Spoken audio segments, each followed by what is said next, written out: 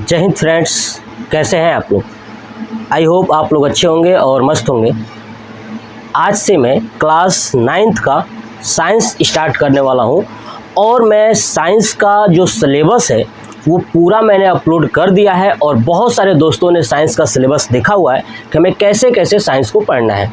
तो साइंस का पहला चैप्टर है हमारे आसपास का पदार्थ, यानी जो हमारे आसपास का पदार्थ है, आज उसके बारे में यानी केमिस्ट्री का पहला चैप्टर हम लोग पढ़ने वाले हैं। जैसे केमिस्ट्री का पहला चैप्टर कंप्लीट होगा उसके बाद मैं बायोलॉजी का पहला चैप्टर पढ़ाऊंगा, उसके बाद फिजिक्स का पहला चैप्टर, यानी ऐसे करके एक एक चैप्टर कंप्लीट कराते जाऊंगा। बात समझ में आए। ऐसे ही मैं क्लास 10 का भी कंप्लीट करा रहा हूँ। पहला केमिस्ट्री का जो चैप्टर था वो कंप्लीट करा चुका था और दूसरा बायोलॉजी का चैप्टर भी मैंने कंप्लीट करा दिया है। अब स्टार्ट करूंगा क्लास 10 में तीसरा चैप्टर, वो होगा आपका फिजिक्स का, यानी फिजिक्स का पहला चैप्टर हो जाएगा। और अगर बुक वाइज देखें है ना, तो पहले मैंने बताया था केमिस्ट्री है ना, उसके बाद बायोलॉजी, उसके बाद फिजिक्स। तो फिजिक्स का पहला चैप्टर स्टार्ट करूंगा, ठीक है। तो चलिए ज़्यादा देरी ना करते हुए देखते हैं क्लास 9th का पहला चैप्टर केमिस्ट्री का, हमारे आसपास के पदार्थ। समझिए पदार्थ क्या है। चैप्टर में ही नाम लिखा है हमारे आसपास का पदार्थ, यानी हम अपने आसपास जो भी चीज़ें देखते हैं है ना, हम अपने आसपास जो भी चीज़ें देखते हैं ना, वो सभी क्या है, पदार्थ है।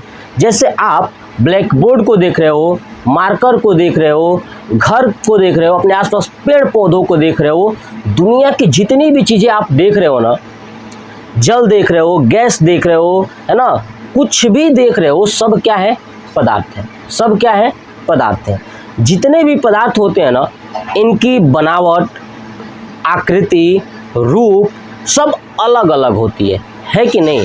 जितने भी पदार्थ होते हैं, सभी पदार्थों की जो बनावट होती है, संरचना वगैरह होता है, आकृतियाँ होती हैं, जो रूप होता है, सब क्या होती हैं, अलग अलग होती हैं। और ये पदार्थ किसी न किसी सामग्री से मिलकर बना होता है कि नहीं। जैसे मार्कर बना है तो मार्कर किसी न किसी सामग्री से मिलकर बना होगा। तो जिस सामग्री से मिलकर बना होता है उसको वैज्ञानिकों ने कहा कि यही क्या है, पदार्थ है। क्या है, पदार्थ है। मैंने आपको समझ में आया कि हमारे आसपास पाए जाने वाले वे सभी वस्तुएं जिनका बनावट, संरचना, आकार, आकृति, रूप सब अलग अलग होता है और वो सभी वस्तुएं किसी न किसी सामग्री से मिलकर बनी होती हैं है ना, उसे सामग्री को ही क्या कहते हैं, पदार्थ कहते हैं। ये वैज्ञानिकों ने बताया था। तो पदार्थ, अगर कोई पदार्थ है तो उसका जरूर कोई द्रव्यमान होगा। जैसे मार्कर है तो इसका कुछ ना कुछ द्रव्यमान होगा ना जी। अगर गैस है, हवा भी है, तो उसका भी कुछ ना कुछ द्रव्यमान होता है और कुछ ना कुछ वो स्थान जरूर घेरती है। अगर ये मार्कर है तो मार्कर देखिए, मार्कर स्थान घेरा हुआ है ना, जहाँ रखूँगा ये अपना उतना एरिया ले लेगा। आप कहेंगे कि सर गैस का कहाँ होता है। अगर सोचिए गैस का स्थान न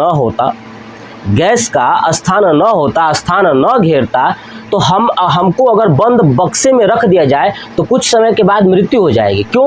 क्योंकि गैस उसमें से खत्म हो जाएगी धीरे धीरे है ना, समझ में आ रहा है। और कार्बन डाइऑक्साइड बढ़ जाएगी।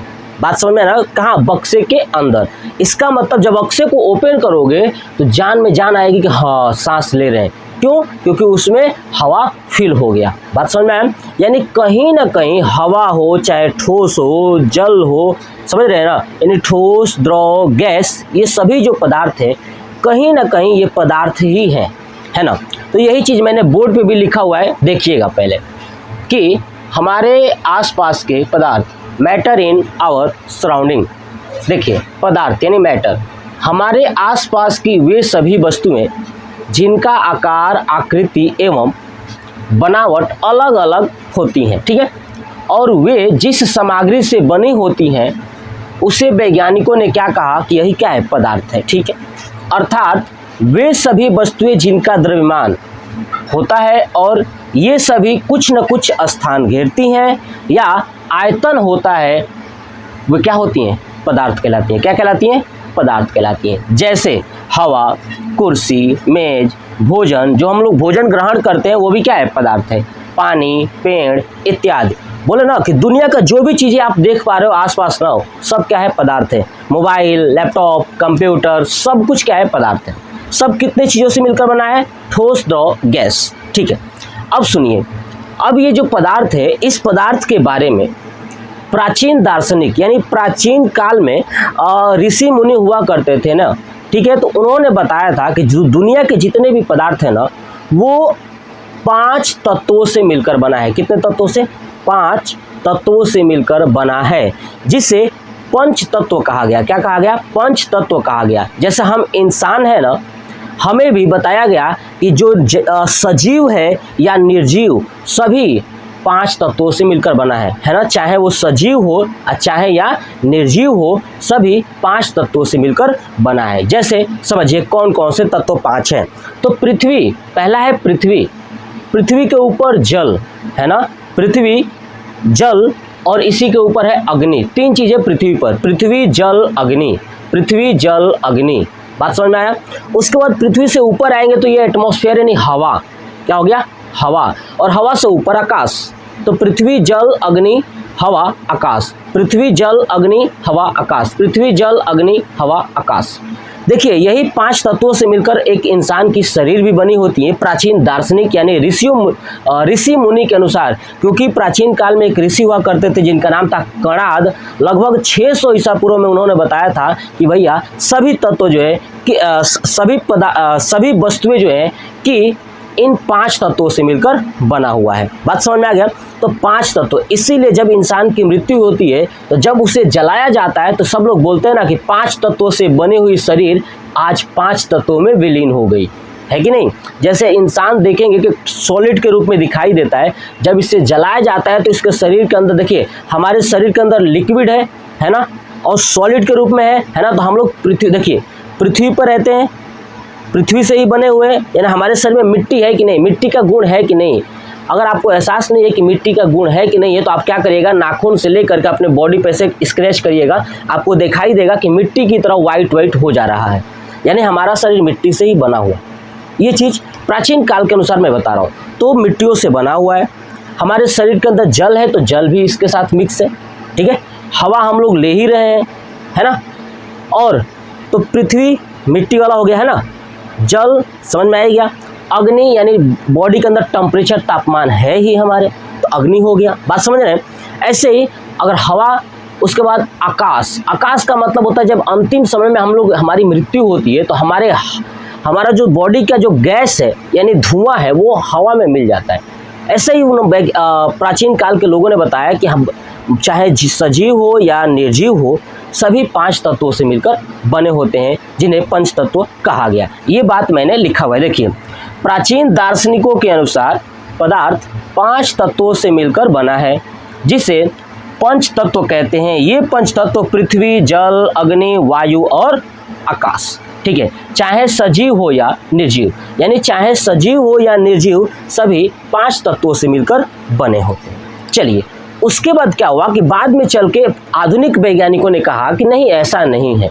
आधुनिक वैज्ञानिकों के अनुसार पदार्थ जो है ना, वो भौतिक और रासायनिक गुणों के आधार से बना हुआ है, यानी कुछ भौतिक गुण से और कुछ रासायनिक गुणों के मिलने से बना हुआ है पदार्थ। अब इन्होंने बताया, आधुनिक वैज्ञानिकों ने बताया कि भौतिक गुण और रासायनिक गुणों से मिलकर बना हुआ है। अब भौतिक गुण क्या है? तो भौतिक गुण 3 होती हैं, ठोस, द्रव, गैस, है ना। ठोस, द्रव और गैस भौतिक गुण है, और जो रासायनिक गुण है वो तत्व, यौगिक, मिश्रण, ये है रासायनिक गुण। तो आधुनिक वैज्ञानिकों ने यही बताया कि भैया जो तत्व पदार्थ होते हैं वो किससे बने हैं? भौतिक और रासायनिक गुणों से मिलकर बने हैं। देखिए, आधुनिक वैज्ञानिकों के अनुसार पदार्थ भौतिक एवं रासायनिक गुण के आधार पर बांटा गया है। आगे समझो ना, मैंने उनके हिसाब से इसी से बना हुआ है।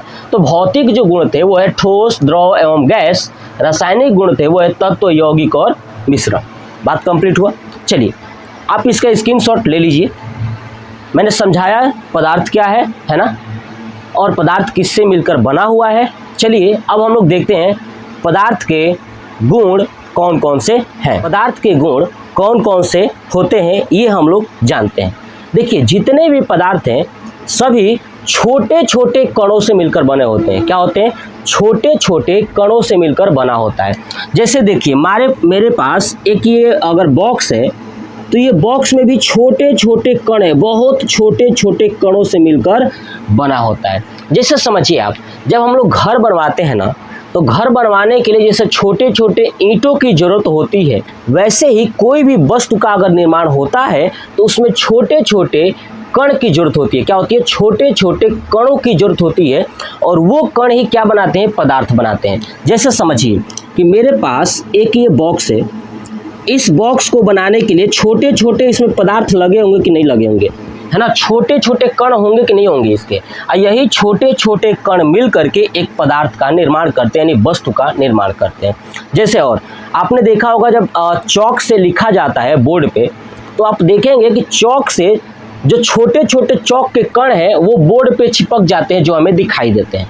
अब देखिए मैं मार्कर से लिख रहा हूँ, तो इसके अंदर इंक है, और इस इंक के छोटे छोटे कण इस पे चिपक जा रहे हैं, जो आपको दिखाई दे रहा है। तो ये भी छोटे छोटे क्या है? कण है। तो पदार्थ आपको पता चल गया ना कि पदार्थ छोटे छोटे कणों से मिलकर बना होता है, और ये इतने छोटे होते हैं कि इनकी हम कल्पना नहीं कर सकते। बात क्लियर होगी? तो चलिए, अब जो ये पदार्थ के कण है, अब देखिए पदार्थ के कण का पहला गुण यही है, पदार्थ वाला, ठीक है ना? पदार्थ का जो गुण है कि पदार्थ के कण निरंतर गति करते रहते हैं। क्या करते रहते हैं? निरंतर गति करते रहते हैं। देखिए पदार्थ के कण निरंतर गतिशील होते हैं। अब आप कहेंगे कैसे गतिशील होते हैं? तो देखिए मार्कर के अंदर जो है कि इंक था, और इसके कण इस बोर्ड पे चला गया, यानी गतिशील हो गया। तो पदार्थ के कण जो है कि निरंतर गतिशील होते हैं। दूसरा चीज, इन कणों के बीच की दूरी होती है। देखिए इन कणों के बीच रिक्त स्थान, यानी इनके बीच में कुछ न कुछ क्या होती है? दूरियां होती हैं। ये चीज याद रखिएगा।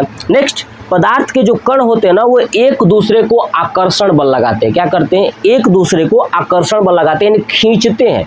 तो 3 बातें याद रखना है पदार्थ के गुण में। पहला कि पदार्थ के कण निरंतर गतिशील होते हैं। दूसरा, पदार्थ के कणों के बीच आकर्षण बल होता है।